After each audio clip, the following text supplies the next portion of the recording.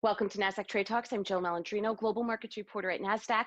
Joining me is Bryan Harkins, Executive Vice President and Head of Markets at SIBO. We also have Melissa Harkins, co-founder of Wall Street Rides Far.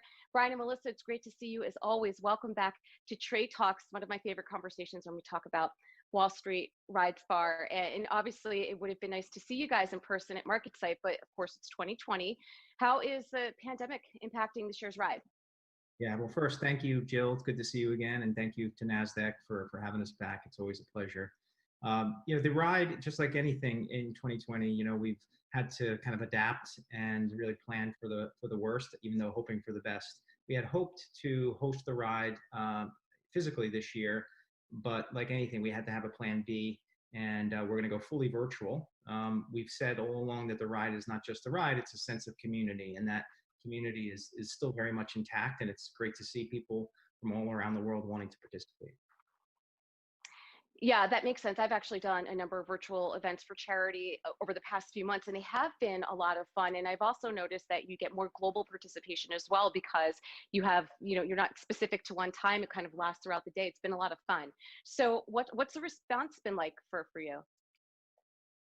So one of the silver linings behind having a virtual event is just pure geographical expansion. So we have Toronto participating, we have Chicago, we have Kansas City, the West Coast. We even hear there's a group that is going out of Singapore. So, despite the challenging year, we're just really thankful for the outpouring of support. Yeah, that's fantastic. And I know the NASDAQ team is excited to participate as well. How are these groups handling the virtual aspect of all this? So there's several ways that we're getting everybody involved. So we're going to do our yearly opening bell with the ringing of the bell, and it's all going to be live streamed on the Wall Street Rides Far Facebook page.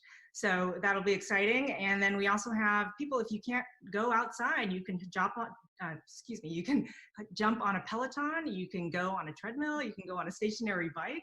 So, and if you're going outside, we have groups that are doing the full 62-mile ride. We have families that are doing shorter rides. Doesn't matter, as long as we get your support. We are excited to see you, and we'd love for you guys to take pictures and hashtag #WhyIRideFar so we can see a collective community as to what everyone is doing.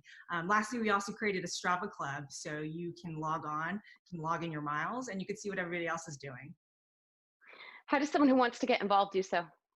Well, you can log on to wallstreetridesfar.org and sign up. And there's no entry fee this year, but you can ride as many miles as you can to show your support. And if you're a sponsor, you can contact your team leader, because there are groups that are still going out in a socially distanced manner that will be riding.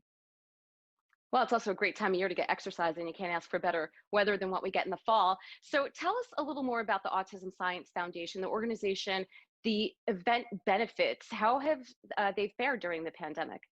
Yeah, I mean, it's been challenging, just to say the least. Charities are very much impacted by the pandemic, but especially charities dealing with autism. People on with an autism spectrum disorder very much function using routine, and everybody's routine has been clearly upended, and not to mention the challenging school situation. On top of that, really the foundation funds research grants. And a lot of the research has been upended as well, given that the scientists have trouble getting access to the labs, or some hospitals or universities are closed. Even some of the samples, frankly, may be spoiled. That said, the good news here is that the Autism Science Foundation is using what we're calling pivot grants to help people with spectrum disorders deal with the pandemic, or even have pivot grants so that scientists can focus on treatments and really focusing on how to help people during this pandemic. All right, Bryan, Melissa, thanks for all the hard work you're doing. I know all of us at NASDAQ are proud to support this cause virtually and otherwise. It was great to see you both. Thanks for joining me. Thanks for joining us on Trade Talks. I'm Jill Malandrino, Global Markets Reporter at NASDAQ.